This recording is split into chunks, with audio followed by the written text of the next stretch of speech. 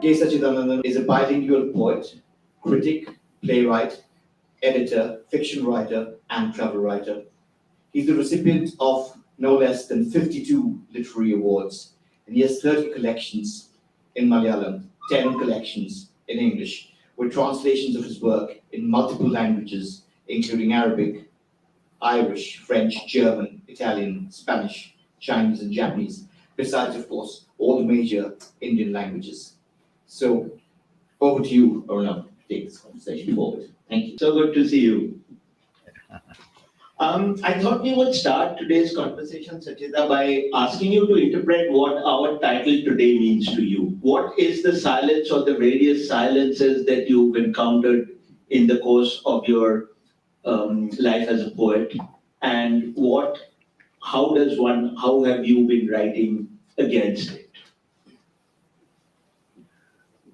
Yeah, in fact, I should say it's a kind of reverberating silence, a silence that seems to fill the nation, a silence forced upon the writers and all the perhaps the public intellectual community by a state that is getting increasingly repressive. So we know how some writers were murdered, some writers were silenced, and there is always a fear of censorship that is creeping in. It is becoming increasingly difficult to state the truth openly because there is a regime of untruth in the whole country. And the propaganda machine seems to be working 24 hours for the state, while all the media seem to have been sold out. It is impossible almost to speak the truth, but then we have to find a way of telling the truth, and that is the ultimate duty of a writer, to speak truth to power. And that's what at least a few people like us have been trying to do and are still trying to do. I would maybe, Arunava, if you don't mind, I'll begin with a poem, not exactly about silence, but in some sense against silence. It's a rather recent poem, The Nation of Birds. The nation of birds has no borders, nor a constitution. All those who fly are its citizens, including poets. Its flag is the wing. Have you ever heard a cuckoo quarrel with a nightingale over its song? Or a crane driving a crow away for its color? If the owl hoots, it is not because it is jealous of the parrot. Has an ostrich penguin ever complained they can't fly? They begin chatting with the sky as soon as they are born. Clouds and rainbows descend to stroke them. At times they lend their hues to the birds, like the cloud to the doves or the rainbow to the peacock. They dream seated between the sun and the moon. Then the sky fills with angels and stars. They can see even in the dark, chat with elves and fairies.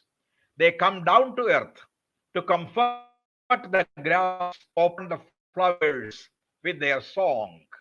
The fruits and worms they eat burst out of their eggs with tiny wings. One day I tried living as a bird. I lost my nationality. Nation is a cage. It feeds you first for your song, and when it begins to dislike your song, for your meat. Thank you, Arunava. Course of this, and not just stop at one poem. But going back to that idea of silence that you mentioned, we're seeing it now in a particular form, but have you as a poet encountered this attempt to silence poets right throughout, or even earlier and continuously? Well, we have passed through an emergency when most of us could not write, at least could not write directly about what was happening in the country. So many of us resorted to allegory or symbolic poems, poems that would convey their meanings secretly to the readers, but could not be understood easily by the authorities. I remember writing a poem called "The Tongue Tree," which was like a folk tale, but which was very well understood by the people for whom it was meant, and not understood, as far as I know, by the police and by the authorities. So we have encountered periods like that. And today, once again, we are passing through another kind of emergency where there is no emergency declared, but when the minds are filled with fear and it becomes more dangerous to speak the truth. And personally, well, I have not been silenced as a poet, even though I have been attacked, and I get being attacked, especially by the right wing forces, especially on the social media. Many times I have been banned, my Facebook account has been stopped, and many times I have encountered angry crowds. But so far, well, I have been in a larger sense safe compared to many other writers who had to suffer much worse fate, like Gauri Lankesh who was murdered, or M.M. Kalburgi who was murdered, or others that we know, like Pansari, for example, who were all killed for their views, just for their views, and not for anything that they really did, just for telling what they felt they should be telling the world and telling the nation. So, so it is quite likely that something like that might happen to anyone who tells the truth. And I think this is the time when there is a demand for absolute fearlessness. Especially, people expect this fearlessness from the poet. I mean the real people, people who believe in democracy, people who believe in the constitution, people who believe in the idea of India. I think all of them are in danger, and so we need to be fearless to speak out and to speak against the repressive state. Do you, as a poet, also see silence from the people? And again, I don't just mean in today's context or only in a political context, but considering everything around us that has been for a while and continues to be. Other people, do you find the people silent, or do you find them speaking up in relationship to poetry? Well, there have been times, as we know. I mean, for the time being, I am confining myself to this particular period from 2014, even though this can apply perhaps to other times as well. You first saw writers returning their awards to the Central Sahitya Academy. Then you saw protest at the Film and Television Institute of India. Then you saw protest from philosophers and scientists and historians and various kinds of social scientists.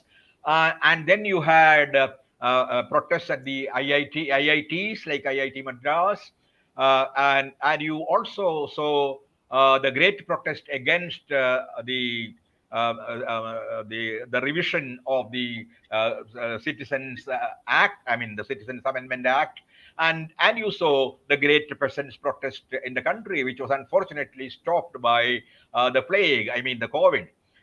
So even during this period, people have been trying to speak up, even though I find that a good majority, particularly of middle class intellectuals, have fallen, unfortunately, silent. This is something I experience even on the social media. When I speak about a birthday, well, there are a lot of people who come and comment and say and wish me a happy birthday. But when I make a kind of ominous comment about something dark happening around me, I find there are very few voices that support me. There is almost a complete silence. So there is frightening silence all around, even though once in a while there is an eruption eruption into voice of this suffocation of this silence. Sachita, we have heard of times, and some of us have lived through times when the words of poets were on everybody's lips, when they were the rallying cry for people, both for their public and their personal acts. What is this? Where does poetry stand today, do you think, in the present day? Well, I think the poets who really want to tell the truth have always stood with the truth and have always shown the courage to say that. See, because it says, like Pablo Neruda, "Come and see the blood in the streets," and also it says ultimately the poet's voice never dies, and like Cheswami Walsh would often say, in a room full of people who are engaged in a conspiracy, a word of truth sounds like a pistol shot. And so a word of truth, I think even today, sounds like a pistol shot in a country. It's not a room actually. In a country that seems to be filled with conspirators, filled with people who want to suppress every freedom that people enjoy and every freedom that the Constitution has really given them. So poets have stood up, and many poets do stand up. But I should agree with you that there are a lot of poets from whom we had expected greater courage and better and more meaningful articulation have fallen silent. That is a misfortune. Even very eminent poets whose voice we had all revered, I think have fallen silent, or at least fallen short of what they should have been saying, or what we expect of them.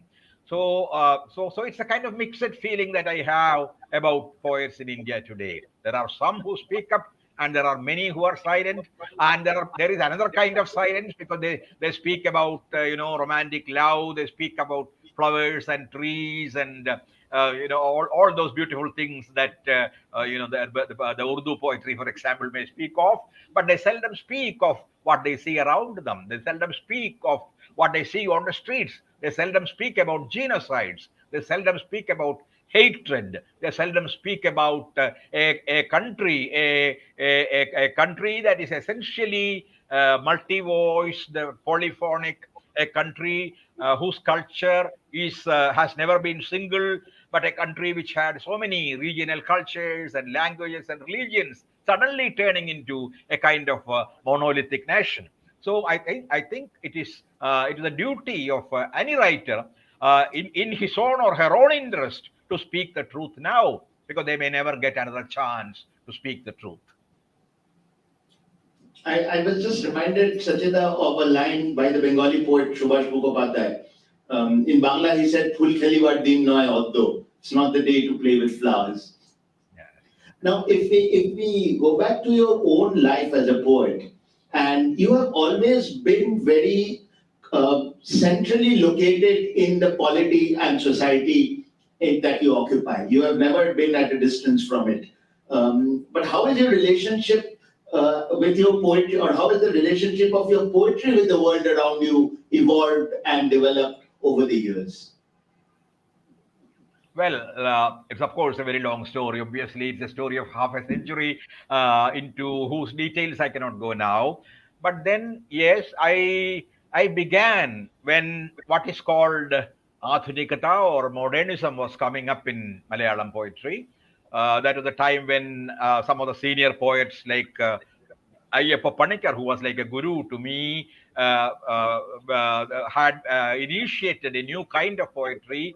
They were rewriting the rules of poetry, changing the canon, changing the structure, bringing in new kinds of images and new kinds of new ways of thinking and writing. And I was also identified as one of the modern poets.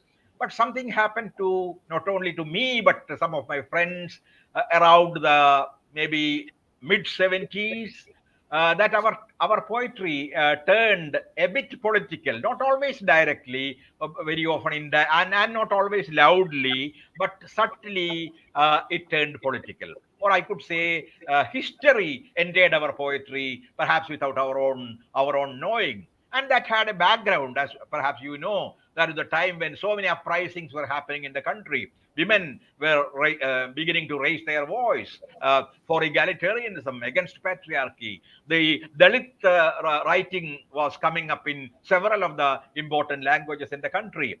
And there were peasants' revolts in Naxalbari, in quite a few other places in the country. So that and there were two major strikes. The strike, especially the strike of the port workers, the workers at the harbor, and all these together somehow had a kind of impact about which we were not very much aware at that point of time on our poetry.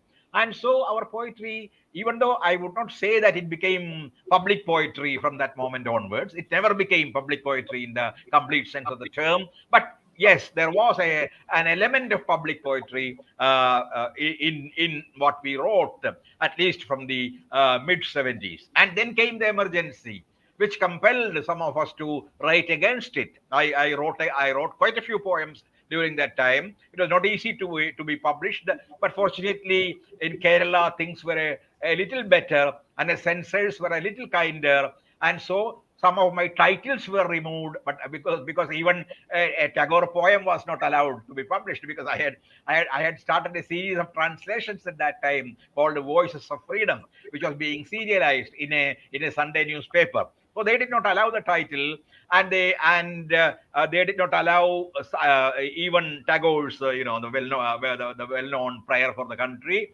But many other poems were allowed, and my own poems were sometimes censored in some journals, but the same poem got published in some other journal, because the first journal was evidently political, while the other one was not known to be very political. So that was how we got over. Of course, I was questioned by the crime branch 3 times, and there was a crime branch man always at my gate. At that time, I was teaching in a college in Kerala. But it was a little later that I got arrested and released on bail. Of course, the case went on for 6 months, and finally we were all exonerated by the court. So anyway, so passing through all this, which was in some sense a kind of lesson about the situation in the country, helped us grow a kind of resistance which became inherent in our poetry. It was not something that was exported or imported into our poetry. It became a part of our poetry, something inbuilt. And that, I think, continues even today. I said about speaking about flowers and speaking about love. So, no, I have written quite a few love poems. There's a whole collection of love poems of mine called Whispering Tree in English, and another one in Malayalam. I have quite a few poems also, poems on nature, on trees, on birds. I have written about many of these things about which poets generally write. Written about the sky, the beauty of nature, written about because I have always believed that poetry has many dimensions. Poetry is a conversation with oneself. It's a conversation with others, or what you call society. It is a conversation with nature, and it is also a conversation ultimately with the cosmos in which you live, the larger world, because where you begin to ask questions about the meaning of your existence and all those ultimate questions that philosophers and poets have been asking from time to time. So my poetry also has all these dimensions, but certainly political or social resistance is one of the major strands with which my poetry has been made or woven. And that has become perhaps a little stronger in the last few years, especially since 2014, or even before that, because I had written some ominously prophetic poems about what was going to come. I had written a poem called Mahabharata, where I was almost prophesying what was going to come in the 2014 elections, and that continues. I continue to write several similar poems, some of which I will read in the course of our conversation. In fact, this is a good time, Sajida. Why don't you read us a poem? I'll do that. Let me read this poem, which anyway I suddenly found. Questions from the Dead, an essay on nationalism. It is a kind of continuation of the poem I read earlier. Which country's border was Huan Sang crossing when, on a donkey, he crossed the Himalayan pass with a sack full of Buddhist texts? Whence came the races that spoke Dravidian and Aryan tongues? Was there no one in India when they landed here? Not even a tribal? Where did the Bharatvarsha of Mahabharat and Meghadut begin? Where did it end? Did Bhasa and Kapilar belong to the same country? Where were the borders of the India of Fahian or of Al Biruni? Where was Takshila? Where was the India Alexander set out to conquer? Which country did Ashoka and Akbar rule? Who created India? The East India Company or Mountbatten? Or was it Gandhi? When did Hindu become the name of a religion? When did Earth come to be in the history of the universe? When did nations come to be in the history of Earth? How many nations make a human body? What is the kinship between human soul and nations' maps? Did all the births of Bodhisattva take place in India? How many oceans are there in each language? How many skies in winds? How many seasons for love? I had been guarding the borders till yesterday. All my life, I had arguments about borders. My living flesh bled, caught in their barbed wire fencing. I went to court in their name, killed many times, died many times. They said I would become a martyr if I died for the cause, that it would secure heaven for me. My land, I do not loathe you, nor do I worship you. Had I been born elsewhere, I would have lived another life. I would have needed a passport to enter you. Today, at last, I am going to cross all the borders and become part of the earth. Do not cover me with flags. Today, I know we are a creation of coincidences, like our body, like the solar system. We have no scope for pride, and war does not have even that scope. Bury me deep without an anthem. No one ceases to ask questions just because one is dead. No one ceases to ask questions just because one is dead. Thank you. Satchida, you mentioned this idea of a public poet. Yeah. Would you tell us, unpack that idea a little bit, and also tell us where you think you will stand in relation to being a public poet in India?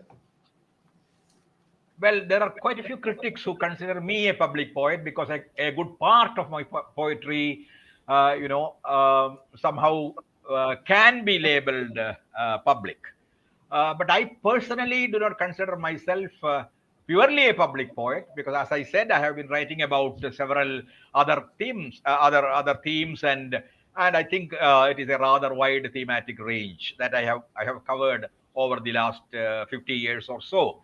But I think there are certain times which almost compel you to address the public in a way that we hope they will understand.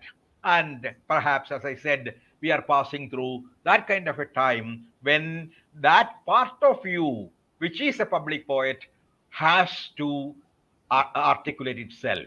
And that's why I said in the recent years, my poems perhaps have become a little more public than they used to be, even though I continue to write very, very private poems, poems about my mother, about my father, about my family, poems about my friends. I do keep writing all of them. But then there is this public voice, which is often taken more care of, or more keenly listened to by those who read my poetry and the critics and admirers of my poetry.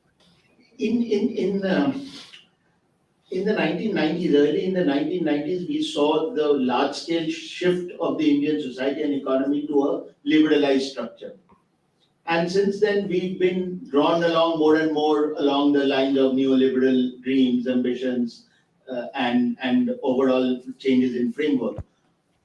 How do you think that has changed people's relationship with poetry? Have you found yourself as a poet who wrote before and after? Have you found the relationship of your readers with poetry changing?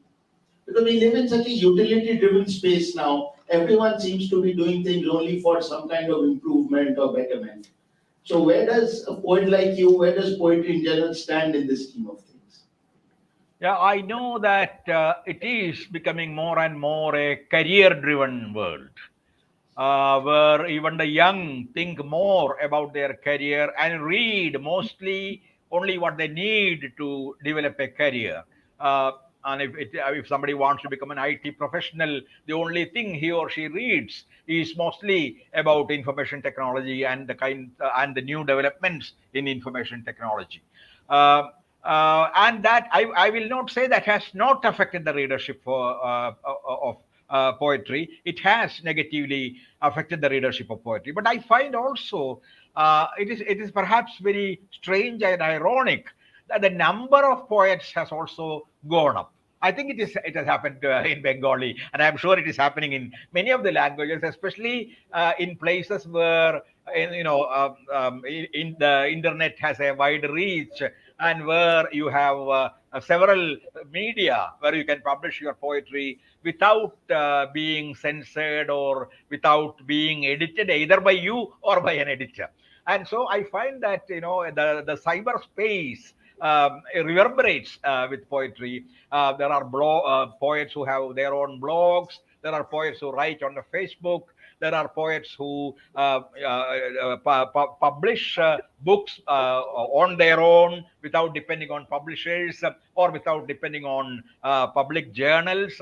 So this is a very curious kind of situation, because I find on the one hand the proportion between the number of poets and the quality of poetry has changed, because I think there are more bad poets today than we ever had. Sorry for using this word bad poet, but I mean it in my own sense, because all of us have our own norms for poetry. So there are a lot of poets who seem to be just writing offhand, looking around, and then you know uh, putting their daily experiences to pen. And I find a lot of poetry that appear in social media is not poetry in any sense of the word.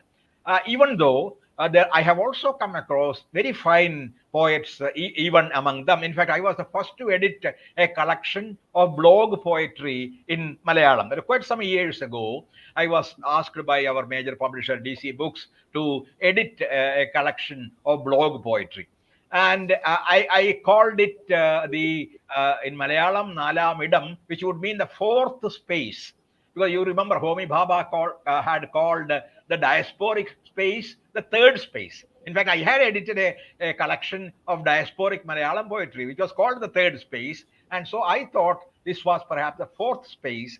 And there I had tried to bring together some of the better poets who were having their blogs or who were writing in on various kinds of cyber media. So there is so that's what I said. This is something that looks like a paradox, that on the one hand careerism has certainly gone up, careeristic tendencies have gone up in the society, and on the other the number of people writing poetry has also gone up, thanks to the internet and the various kinds of cyber platforms available to poets.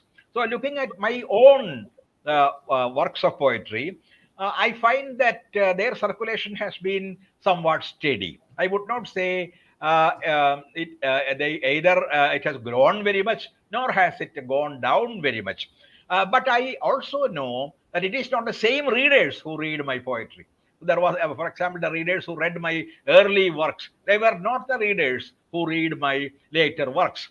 but the numbers remain almost constant. So every book goes into maybe 3 or 4 editions, and then some collected poems come appear. Not collected by me necessarily, but by somebody who reads my poetry.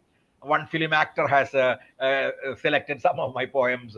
Another young poet has selected some of my poems, and they have all published their own selections from my poetry. So I find that I have had a steady readership, even though I would not say it is the same readership. This is my personal experience. And But there are many poets, as I said, who do their own publishing. They publish their own poetry, and in fact, several publishers, at least in Malayalam, have come up who take a lot of money from poets and publish, because there are a lot of aspirants for poetry these days. Many people want to become poets, and so they are prepared to pay, and they have money too. And so the publisher will take maybe 50,000 rupees from a poet and print 100 copies and give the poet, and he makes a good profit without doing much work, even though it does not in any way help the growth of poetry in my language or in any language for that matter. So there has been a major change in the publishing scene, not only in the writing scene, but in the publishing scene. We have at least 50 or 60 publishers, who publish chiefly poetry, and in most cases, I find they take money from the poets and publish them. But there are also major publishers who are very selective and careful, and they publish comparatively what can be called reasonably good poetry. So that is the kind of seed that we obtain today. So careerism has affected reading somewhere. At the same time, there are poets who still have at least a good number of readers. Sachita, who are the poets you're reading now, but do you find yourself particularly reading at this point of time? Or in recent times, not just right now. Yeah, I have been reading a lot of younger poets from Africa and from the Caribbean and from smaller countries. In fact, I also translated a collection of poems from Sweden. I brought out a collection of Swedish poems in Malayalam. I went to Stockholm. I was invited actually, and I sat with the poets, and I translated almost directly, of course, with the help of English as a in between as an in between language. And so I find that a lot of good poetry is being written in smaller languages today, and I have been reading quite a lot of these poets. Besides, of course, poets from some of the other Indian languages. I was reading some translations of Anshuman Kar, for example, in Bengali, and quite a few other younger poets who are coming up in Hindi. There is somebody called Anu Anamika who lives in Kerala, who has been writing beautiful poetry in Hindi recently. Because Hindi is a language I have direct access to, and so I have been reading some of the new poets coming up in the languages, and also some poets from abroad. I mean, it must be a long list. I'm not going into all the names. I am not speaking of people, poets like Szymborska and all, whom I kept reading all the time, or the older poets like Lorca or Neruda, whom I keep rereading. But there are new voices which are in fact coming up, and I do enjoy reading poetry, and there are also very fine Arabic poetry coming up these days from various countries where Arabic is the main language. Not only Palestine. Palestine, of course, has some very good poets. After Muhammad Darwish, we have Najwan Darwish, we have Asma Azaize. So these are two of the very very fine poets who write in Arabic these days. Of course, Asma lives in Israel, but she's really a Palestinian poet. And Najwan and Asma, who are also my friends, are very fine poets who write in Arabic these days. I keep reading them in translation. Sachita, how do you find poets around the world respond? Because there's probably a greater time of political and social turmoil than we have seen in recent times. Unless, of course, it's the internet that's making it bigger than it is, or bringing it more to us than we used to know about in the past. But do you see any distinct differences or new ways in which today's poets are responding to the realities around them? Now, in fact, there has been a series of formal experiments in poetry. Many of them use the possibilities of the internet, including in Malayalam, if I can call them Malayalam poets, because some of them are just visual poets. We have a visual poet called Donna Mayura who writes poetry with her body. She decorates her body, or she writes sometimes words, or she uses feathers or flowers and adorn her body, and she creates that kind of visual poetry. We have another poet in Malayalam called MP Pradesh, who is a very fine and a very subtle poet who writes poetry with words as well as objects. He uses photographs of ordinary objects, sometimes of water, sometimes of pots, sometimes of leaves, and combines these photographs with beautiful and very subtle lines of poetry. And then there are poets who use the possibilities of the new medium. Like there are hyperlink poets, for example, because now it is possible that you can write a line or a word and give a reference. I mean, yeah, you and with a click you can go to the place referred to or the event referred to, and so they use these hyperlinks to create a kind of allusive poetry, which is easier to access than poetry was when, for example, T.S. Eliot was writing The Wasteland, whose centenary we are celebrating now. Because at that time you had to go to so many books to understand, to decode all those various references. But now it is much easier, and so they do hyperlinked poetry. So there are meta poets, hyperlink poets, visual poets, performing poets. So the modes of poetry have changed. Not that language has ceased to be the major medium of poetry. I think still the majority, not the majority, I would say 99% of poets still depend on words, on language, on skillful, suggestive, powerful, intense use of language to write poetry. So it's still a major linguistic artifact, or a genre that belongs to literature in the conventional sense. But these experiments are happening, and I welcome these experiments because some of them seem to be really doing good work. So these are the formal changes happening. And if you and one other thing I just wanted to mention now was, a lot of dialects are coming up. People who speak what we call the dialect, as you know, I don't know, it is a kind of political term. And there is this famous saying that a dialect can become a language when it has an army and a political party. But many of these languages, which were called dialects earlier, they have begun to write in those dialects, including several tribal poets. The latest happening in Malayalam poetry, for example, is the emergence of a series of excellent tribal poets who write in their own tribal languages. They have their own names, Kuruma language, and various names they have. So they write in their language, but when they publish, they write. They use because many of these languages do not have scripts, so they write their original poems in Malayalam script, and then they do a kind of Malayalam version of it, and they publish them together. And even major weeklies like Madhubhumi, which is the most important literary weekly in Malayalam, they have also begun to publish many of these poets: Sukumaran Chaligadda, Ashokan Marayur, Dhanya Vengachiri. There are quite a few, young poets, very very young. They are between 20 and 30, most of them. So they are writing beautifully, and that is a different kind of poetry. Not only because they are writing in tribal languages, but they are speaking about tribal experiences, about being surrounded by the forest, and their kind of relationship with the nature, with animals and trees, and the kind of miserable life that they often lead, in spite of all the reforms that happen in the name of tribal reforms which are sometimes brought by government, sometimes propagated by the various NGOs. In spite of that, the tribal life in Kerala and perhaps in most parts of India has not improved very much. And they speak about that too, the kind of hell that they have been passing through, and also their intimacy with nature.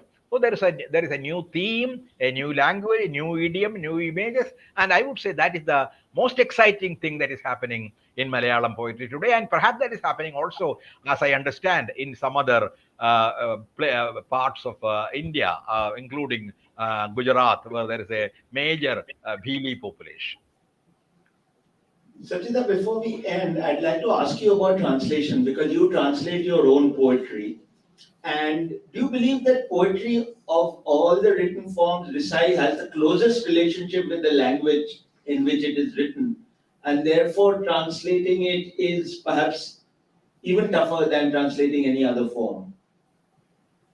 It is certainly tougher than translating prose, whether it is an essay or a novel or a short story. But I would not say, and I cannot say really that it is impossible because translating poetry is impossible. We have grown up with that kind of saying. We have heard it very often repeated, and that I think is because of a kind of misunderstanding about translation itself, because a translator does not try to actually recreate the same poem in another language. In fact, the translator is writing a poem, a poem which is very close to the original poem in the kind of feelings, in the patterns of imagination. So I have always been fascinated by two major approaches to translation. One is the Gayatri Spivak saying translation is intimate reading. So a translator is actually doing a kind of intimate reading of what he or she is translating. And the second is what Walter Benjamin, of course, he has written that beautiful essay on translation. But one line has particularly fascinated me.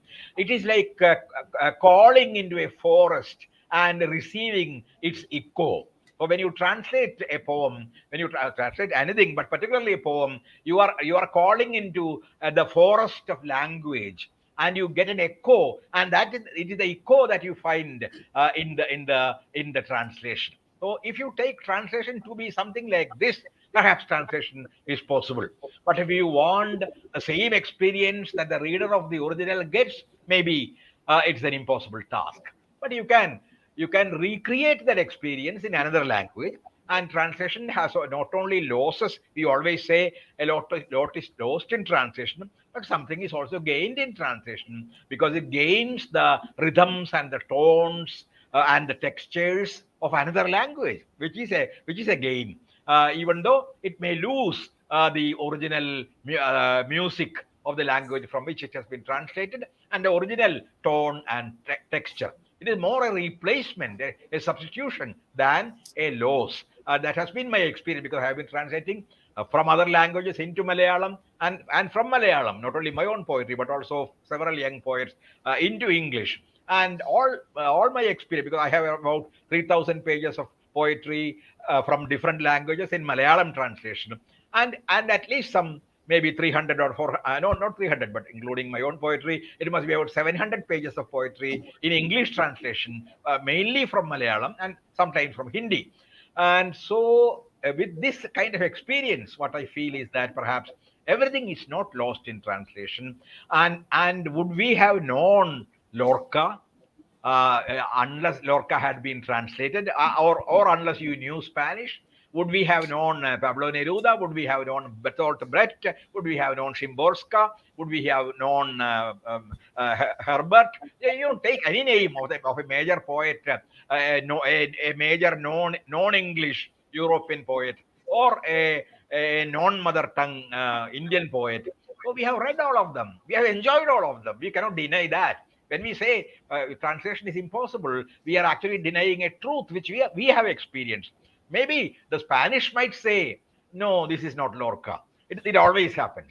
I am sure that even though you are a wonderful translator, Bengalis will still be saying, no, no, no, no, this is not Mahashoda Devi, or this is not that writer, or this writer, Manoj Vyapari, or whoever. So the thing is that the mother tongue speakers will never be happy with translations. And remember, these translations are not meant for mother tongue speakers. They are meant for other people who do not know the language. And for them, it is a new experience, a great experience, a beautiful experience, as heavy and as intense as the experience of reading the original. Thank you, Satchida. Before we open for questions, will you read us one more poem, please? Okay, I'll just read a short poem. I'll read this short poem, which I'm sure you know, and because it is somehow almost everybody seems to know it because it has been in several textbooks and all that. But it is ultimately about language and poetry, so I would like to end with that. It is called Stammer. Stammer is no handicap. It's a very short poem. Stammer is no handicap. It is a mode of speech. Stammer is the silence that falls between the word and its meaning, just as lameness is the silence that falls between the word and the deed. Did stammer precede language or succeed it? Is it only a dialect or a language itself? These questions make the linguists stammer. Each time we stammer, we are offering a sacrifice to the god of meaning. When a whole people stammer, stammer becomes their mother tongue, just as it is with us now. God too must have stammered when he created man. That's why every word of man carries different meanings. That's why everything he utters, from his prayers to his commands, stammers like poetry. Satchida, what do you want to tell poets?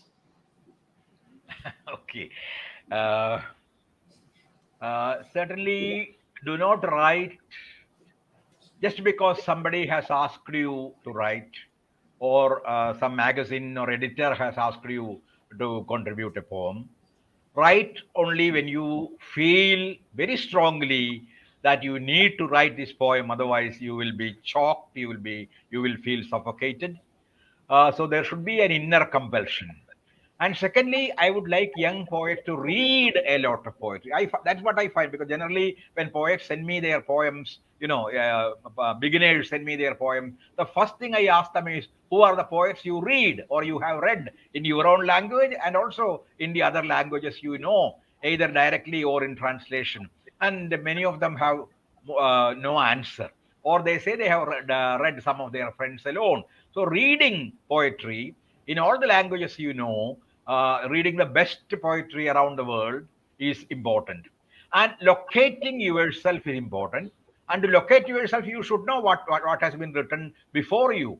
So, for example, when I began to write, that was somewhere in the late 60s. Well, Malayalam, I knew what the Malayalam poets before me had written, and I find my location in that sense. So every poet needs to find his or her location.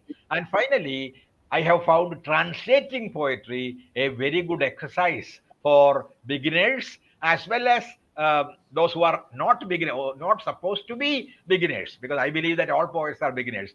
Because when I write a new poem, I'm trying to write a new poem about which I know very little. I have just the vacant, sheet of paper before me, and I have a pen, or I have the laptop, or before me. So I do not know what I am going to write. So I am a beginner before writing each poem. That way, all of us are beginners. But then translation, even in the literal sense of beginners, has I think helps a lot, because it helps you understand the ways in which other poets imagine things, other poets see things, perceive things, other poets think. It is like learning painting. You watch a master painter, you watch how the fingers pass, you watch how the colors come alive, you watch how the spaces appear on the canvas. And so translation is that way a great learning activity. So these are some of the things. These are not pieces of advice, but some of the things that I have learned from my own experience, which I would share with younger poets. Thank you. Thank you. And yes, I was just thinking of the title, and it is true that everyone everywhere will try to silence poets. Isn't that right, Sachin? It doesn't matter what the setup is. Poets speak too much truth. Thank you. On that note, we will end this session. Over to you, Abhik. Okay. Thank you very much, Sachida. Thank you for Thank you. joining us this Thank you. afternoon. It was good to see you after some time.